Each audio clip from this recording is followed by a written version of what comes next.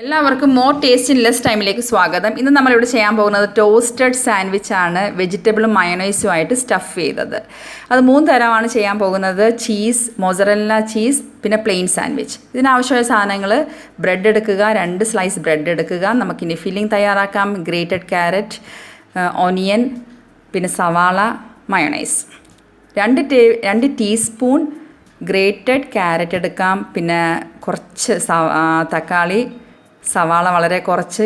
ഇതിനൊക്കെ നല്ല സ്പൈസി ആയിട്ടുള്ള സാൻഡ്വിച്ച് കിട്ടാൻ വേണ്ടി നമുക്ക് ഉണക്കമുളക് ചതച്ചതോ അല്ലെങ്കിൽ കുരുമുളക് ചതച്ചതോ കുരുമുളക് പൊടിയോ ആഡ് ചെയ്യാം. ഇനി മയോണൈസ് വെച്ചിട്ട് നല്ല രീതിയിലൊരു ഫില്ലിംഗ് തയ്യാറാക്കുക. പാൻ അടുപ്പത്ത് വെക്കുക. ഗീയോ ബട്ടറോ ഓയിലോ ഉപയോഗിച്ച് നമുക്ക് ബ്രെഡ് ടോസ്റ്റ് ചെയ്തെടുക്കാം. ബ്രെഡ് ടോസ്റ്റ് ചെയ്തെടുക്കുമ്പോൾ ഒരു സൈഡ് ടോസ്റ്റ് ചെയ്തെടുക്കുക. 1-1.5 മിനിറ്റ് ആകും.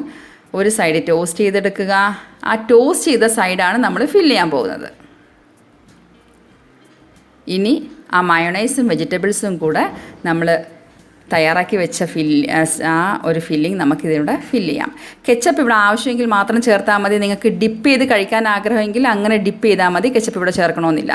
ഒരു കാര്യം പ്രത്യേകം ശ്രദ്ധിക്കുക: മയോണൈസ് ചേർത്തതിന് ശേഷം അധികം ചൂടാക്കാൻ പാടില്ല. അധികം ചൂടാക്കി കഴിഞ്ഞാൽ മയോണൈസ് ഉരുകാൻ തുടങ്ങും. സെക്കൻഡുകൾ മാത്രം തിരിച്ചു മറിച്ചു വിട്ടിട്ട് നമ്മുടെ സാൻഡ്വിച്ച് റെഡിയാക്കിയെടുക്കാം. ഫസ്റ്റ് സാൻഡ്വിച്ച് ഇവിടെ റെഡിയായി. നമുക്കിനി മുറിച്ച് നോക്കാം. വളരെ ക്രിസ്പിയും ക്രഞ്ചി ആയിട്ടുള്ളൊരു സാൻഡ്വിച്ചാണ്. പെട്ടെന്ന് മുറിച്ചെടുക്കാൻ സാധിക്കും.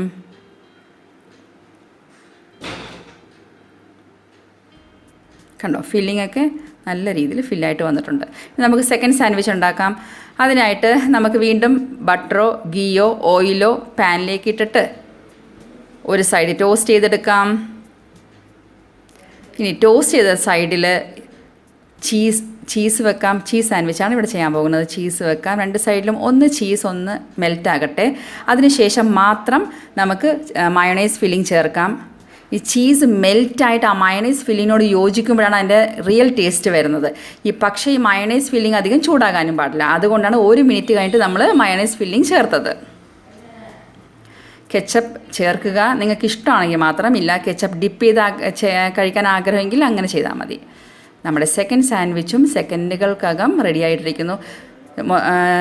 വീണ്ടും ഞാൻ പറയാണ്, മയോണൈസ് ഒരിക്കലും ചൂടായി ഉരുകാൻ പാടില്ല. ഇനി മൊസറല്ല ചീസിൻ്റെ സാൻഡ്വിച്ച് തയ്യാറാക്കിയെടുക്കാം. നമ്മൾ ടോസ്റ്റ് ചെയ്ത ഭാഗത്ത് മൊസറല്ല ചീസ് ഫില്ല് ചെയ്യുക. ഇനി നമുക്ക് ഫില്ലിങ്ങും ആഡ് ചെയ്യാം. ഞാനിവിടെ ലിങ്ക് കൊടുത്തിട്ടുണ്ട്. കെച്ചപ്പിൻ്റെ റെസ്റ്റോറൻറ്റ് സ്റ്റൈലും സിമ്പിൾ കെച്ചപ്പും എങ്ങനെ വീട്ടിൽ തയ്യാറാക്കി എടുക്കാം എന്നുള്ള ലിങ്ക് കൊടുത്തിട്ടുണ്ട്. അതേപോലെ തന്നെ എഗ്ലെസ് മയോണൈസും എഗ് മയോണൈസും വീട്ടിൽ തന്നെ എങ്ങനെ തയ്യാറാക്കി എടുക്കാമെന്നുള്ള ലിങ്ക് കൊടുത്തിട്ടുണ്ട്. നിങ്ങൾക്ക് വീട്ടിൽ തന്നെ തയ്യാറാക്കിയെടുക്കാം. വളരെ ക്രഞ്ചി ആൻഡ് ക്രിസ്പി ആയിട്ടുള്ള 3ാമത്തെ സാൻഡ്വിച്ച് നമുക്കിവിടെ റെഡിയായി കഴിഞ്ഞിരിക്കുന്നു. നിങ്ങൾക്ക് ഇഷ്ടമുള്ള ഫ്ലേവർ എടുത്ത്, അതായത് ചീസ് സാൻഡ്വിച്ചോ മൊസറല്ല ചീസ് സാൻഡ്വിച്ചോ സിമ്പിൾ സാൻഡ്വിച്ചോ നിങ്ങൾക്ക് ഇഷ്ടമുള്ള ഫ്ലേവർ എടുത്ത് ചെയ്യാം. എൻ്റെ എല്ലാ വ്യൂവേഴ്സിൻ്റെയും നന്മയ്ക്കായി പ്രാർത്ഥിച്ചുകൊണ്ട് നിർത്തുന്നു.